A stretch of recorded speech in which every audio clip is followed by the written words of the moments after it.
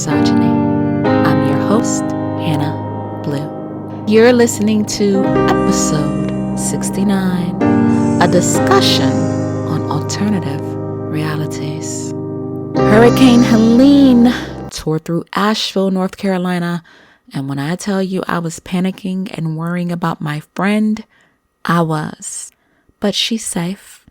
Her name is Dreama Wilson, and she says she can't live in her house, but the family is safe. Dreama and I have been friends long before I moved to North Carolina. My circle is very small, and the people who are a part of it mean the world to me. Dreama and I met online in a support group for parents of kids with autism, and when I tell you she is a stellar lady, she is. So Dreama, I hope you're listening. I'm glad you're safe, girl, and we love you. Asheville was hit hard by the hurricane. If you're unfamiliar with North Carolina, that is Buncombe County, and the death toll has risen to at least 40 people. Reports say 15 have been injured in Rocky Mount. Media has reported at least 13 are dead in Florida and 25 have passed away in Georgia. And man, it gets worse. At least 600 are missing. Now, some of my family members called asking if we were okay, but where I live, it didn't hit our side, and I'm thankful. I've never been in a hurricane, and I don't know what I would do if I was. We are praying for everyone affected by this terrible storm. Now, the topic of our episode is alternative realities, and Hurricane Helene is definitely one of them. But not all alternative realities are bad. One man has found a way to turn people's alternative realities into a lucrative endeavor. His name is Shoji Morimoto, and he lives on our first stop, Japan. You know, when I think back to the 90s, a job was a regular 9 to 5. It's so hard to believe that the 90s were 30 years ago. My God. If that isn't a punch to the gut, I don't know what is. In these times, people are finding the most creative ways to make money. I can't imagine calling on a stranger to help me through the most difficult times of my life, but that's exactly what people are doing. And for Japan and South Korea, it's not new. They actually rent strangers to act as friends or family members to save face at social events. Shoji is a self-professed do-nothing guy. Due to social norms in Japan, he's been able to make a career out of this. His nickname is Rento-san, and he's gone viral on social media. Rento-san has capitalized on a TV series and 3 books. Talk about hitting the jackpot. So what have people hired Morimoto to do?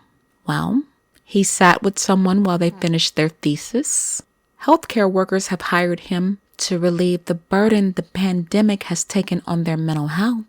He sat and had dinner with a woman who was recently divorced because she didn't want to eat alone. And he waited at the finish line of a marathon for a client who wanted to see a friendly face at the end of the race. So what's the cost to hire Rento-san? He charges 10,000 yen, that is $85 US. And the majority of his clients are experiencing traumatic alternative realities they don't feel comfortable sharing with family and friends. Now, one client's story really got me. Somebody hired him because they were moving from Tokyo to Osaka, and he showed up just to wave goodbye. Wow. Another woman hired him as she filed for divorce, and one client needed him for a hemorrhoid surgery consultation. The pandemic brought a lot of alternative realities, and one of them is trauma. Another is isolation. According to a psychology professor, Yasushi Fuji, Morimoto provides emotional support that many people crave but have trouble finding, especially during a pandemic that has exacerbated feelings of isolation. Interacting with friends and other people, there are always unknown factors that can come into play, But meeting with Rental Son, it's very easy to know what to expect and to be in full control of the situation. He's making a killing doing this. Here's the irony. How he got into doing this? He was told in previous jobs he wasn't doing enough and didn't have enough initiative to succeed. Now he's doing absolutely nothing and is probably making more money than he did on those jobs. I don't know if he's married, but the article says he lives in a dual income household and he's a father to a young son. Morimoto said, I was often told that I wasn't doing enough or that I wasn't doing anything. So this became a complex for me. I decided to take advantage of this and make it into a business. And he's not a talker on or off the job. For his gigs, he can either dress casually in a blue hat and a hoodie or in formal wear when expected. He says he has learned not to judge others and to have empathy for people who may be going through deep personal challenges but aren't showing it. According to him, even if people look normal and fine on the surface, they often have shocking pasts or secrets or impossible problems. People who come to me with crazy problems, they're usually not people who look like they're suffering. Everyone, even the ones that seem well, all have their own sets of problems and secrets. Well, he may feel he's not doing anything, but I'm sure his clients don't feel the same way. Shout out to Shoji Morimoto, a man who literally took nothing and made it into something. We're not leaving Japan just yet, listeners. Let's do a little politicking for a second. Japan's Liberal Democratic Party is on its way to choosing the country's next prime minister. Now, how does this relate to a misogyny? Female candidates are involved. In August, Prime Minister Fumio Kishida announced that he would step down because he's had some issues. His son threw a party at an official residence, and there was a scandal surrounding fundraising. Also, some say he's failed to make an impact on economic reform. The LDP is looking to win back the public's trust, and it could be that LDP may elect their first female president. Does that sound familiar? It should, because Japan is the only G7 country other than us, the United States, that has never had a female president. Awful. So who are the women? The first is Economic Security Minister Sanae Takachi. She is 63. And the other is Yoko Kamikawa. She is 71. Now, I wouldn't get my hopes up too soon because the LDP, as it relates to females, really doesn't care about public opinion. According to a professor, Makiko Ito in Tokyo, women have been primarily used as tokens, and the LDP expects female members to be seen and not heard. According to Ito, Kamikawa is more women-friendly and says, and I quote, she won't act in accordance with her campaign pledges because of political conventions and customs within the party. Ito's take on Takachi, she behaves like men, often hostile towards feminist issues or gender matters. Well, if that's the case, she doesn't need to be the prime minister. But hey, I'm all the way in the U.S., and we have our own sexist issues to address with the upcoming presidential election. I don't know when Japan will have a female president, but we certainly need one. We wish Yoko Kamikawa all the best. Now let's get ready for our next stop, France. Talk about alternative realities. When I read this story, I was floored. A French man admitted in court that he drugged his wife so he and dozens of men could rape her. Yes, you heard me right. Dominique Pellicot is accused of drugging his wife for almost 10 years and inviting strangers in their home to sexually assault her. As many as 50 men ages 26 to 74 are also on trial. Giselle Pellicot is the survivor, and she was married to him for 50 years. Dominique Pellicott said the men knew exactly what they were doing. According to him, today I maintain that along with the other men here, I am a rapist. They knew everything. They can't say otherwise. Now, of course, some of the men are trying to get out of it. Some of them have said her husband manipulated them or they thought she was consenting. If the woman was drugged and out of it, how was that consent? Gazelle is a strong lady. She had the option to remain anonymous, but she waived her right to do so. She wanted the trial to be public and has appeared in front of the media. He's sick, man, and I'm glad she divorced him. And he's also a coward. Instead of taking accountability for what he did, he's trying to blame past traumas in his childhood and says it was his past that made him what he is today. And I'd say that's a monster. He can give all the excuses he wants. Nothing is going to justify what he did to this poor lady. According to Pellicott, one is not born a pervert, one becomes a pervert. He claims he was raped by a male hospital nurse at the age of 9 and was forced to take part in a gang rape at 14. He also said, for years, his father sexually abused a young girl that the family had taken in, and later his brother and their father invited other men to rape her. Now, Pellicott faces 20 years in prison, but I don't think that's enough. He claims he's ashamed of his father, but in the end, he didn't do any better. Gazelle, Pellicott told the court, it's hard for me to hear this. For 50 years, I lived with a man. I couldn't imagine even 1 second that he could have committed acts of rape. I trusted this man entirely. In court, he told Giselle, I am guilty. I regret everything I did. I ask you for your forgiveness. When Giselle was asked if she wanted to respond, she turned and left the stand. I don't blame her. You want to talk about mental trauma? This woman has to live with this for the rest of her life, knowing that strangers violated her body for almost a decade. He said, I was crazy about her. She replaced everything. I ruined everything. This woman was married to him for 50 years. Some women don't know men for over 50 days, but they want to get out here fighting over them. No, thank you. Y'all can have that. He's disgusting.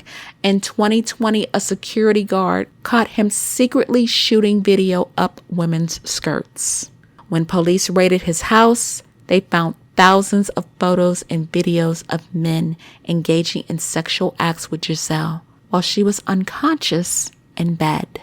Now, these police were on top of their game. They caught almost all of the 72 suspects. Can you imagine how much time that took? Oh, it gets worse. In addition to the pictures and videos of Giselle, police also found pictures of the Pellicott's daughter, Caroline, and his 2 daughter-in-laws. Either they were in their underwear, getting undressed, or taking showers. Now, when she was asked about the photos of her, she walked out of the courtroom saying, "Excuse me, I'm going to vomit." Caroline also wrote a book about what happened. It's called And I Stopped Calling You Daddy. Giselle had no idea this was happening. When police called her in for questioning in 2020, she told them that her husband was a great guy. After they showed her the photos, she left and divorced him. Giselle said she never knew her husband was fined after being caught shooting video of a woman's crotch in 2010. They say dating is scary these days, but I think marriage is even scarier. Imagine living with someone for that long and never knowing who they were. My heart goes out to Giselle, and I hope they sentence her ex-husband to the full 20 years. Before we move on to our next stop, let's talk about schizophrenia. It has taken almost 30 years for the FDA to approve a new drug for schizophrenia, but they finally have. It's called Cobenfy. Now, let me put this out here. I am not advocating for Cobenfy. I'm not telling you to take it. I wanted to talk about this story because I have watched a family member struggle with schizophrenia for all of my life. Cobenfy was approved for schizophrenia on September 26. It was developed by Karuna Therapeutics, and they claim Cobenfy works differently than what's already out there. The current drugs used to treat schizophrenia target the dopamine neurotransmitter system in the brain, but Cobenfy targets the cholinergic system through muscarinic receptors. A research study was done about Cobenfy, and allegedly it reduces symptoms of schizophrenia like hallucinations, paranoia, delusions, social withdrawal, and loss of motivation. In a previous episode, I brought you a story about a lawyer who was diagnosed with schizophrenia and shot to death by cops. I try to link my episodes on purpose so that you, the listener, can see how prevalent mental health is. Mental health is in almost every single thing that we do. Now, if you know or love someone who has been diagnosed with schizophrenia, you know the trouble starts when they start being non-compliant with medications. And this is due to side effects. Sometimes there's dizziness, weight gain, or involuntary muscle movements. My family member used to complain that she didn't like the way the drugs made her feel, and so she would stop taking them. But it always led to her spinning in a downward spiral, and eventually she had to go back to taking them. I was listening to Dorothy Norwood's A Denied Mother today, and it made me think about this family member because when I was little, I was so ashamed of her. I didn't know why she acted the way she did. I didn't understand what schizophrenia was. But when I returned to college and knew that I wanted to major in clinical psychology, I began understanding more about schizophrenia, and it painted a clearer picture of the struggles she had to deal with. Now, for anybody who's a Christian, and you know the story of A Denied Mother came out in the 60s, well before my time.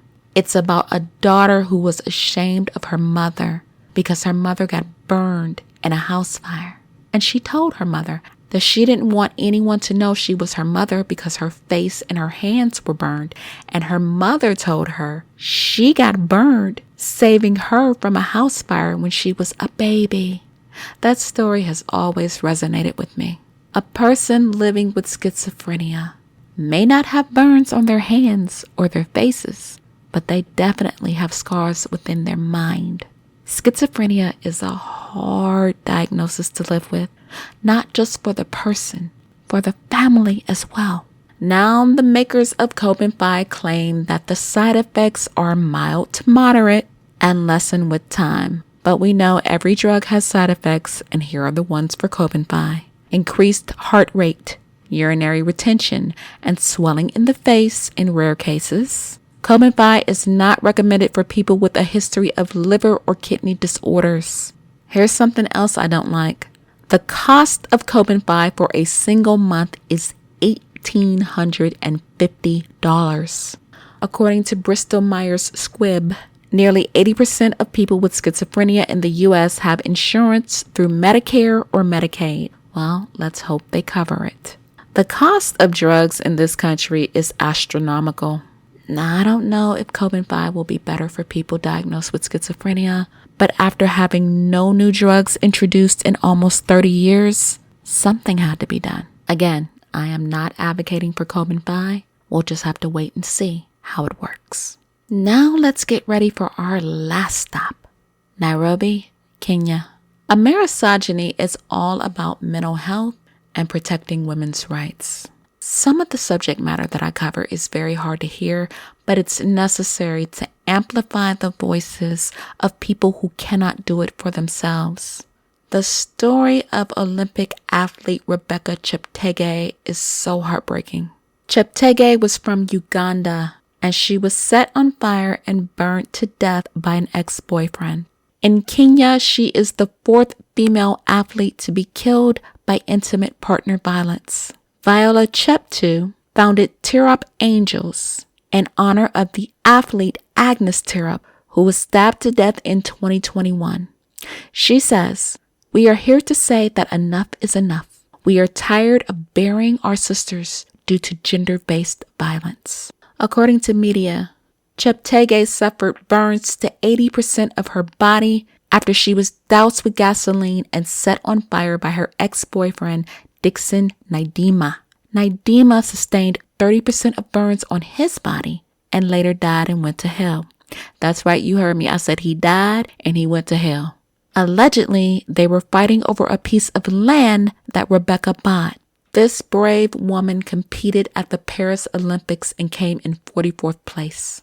Rebecca's father, Joseph, told media that Naidima was stalking and threatening Rebecca, and the family had called the police. Joseph said, "We are in the final part of giving my daughter the last respect."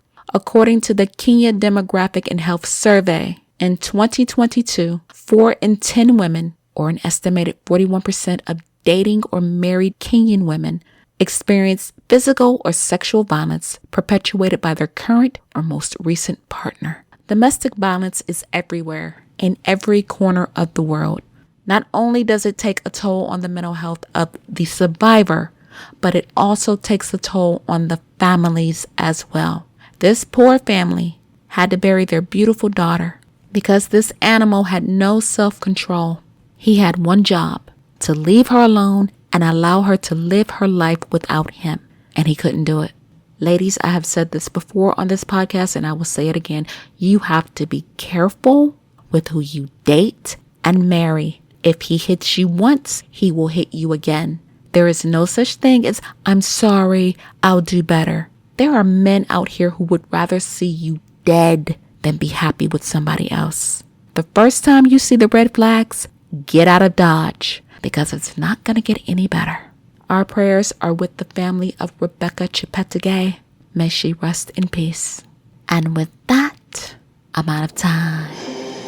If you learned anything in this episode, feel free to follow me. By now, you know where. Podbean, Apple Podcasts, Spotify, Samsung, YouTube Music, iHeartRadio, and more. My new novella, Pulterius, releases on January 18th. You can get it at Amazon, Kobo, Barnes & Noble, Apple Books, and more. If you like science fiction, you're going to love it. Pulterius is spelled Platius.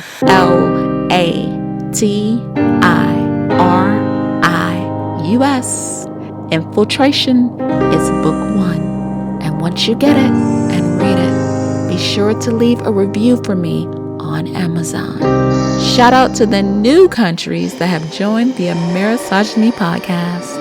Pakistan, and the 50th country to join us, Italy. What's up, Italy? Thank you for listening, and I appreciate your support. Well, folks, the weekend is here. Again, our prayers are with everyone who was affected by Hurricane Helene. If there's one thing about Americans, we are resilient. I know you'll get through it. As for the rest of you, I will be back with more stories. So be easy, take care of yourself, have a good weekend, and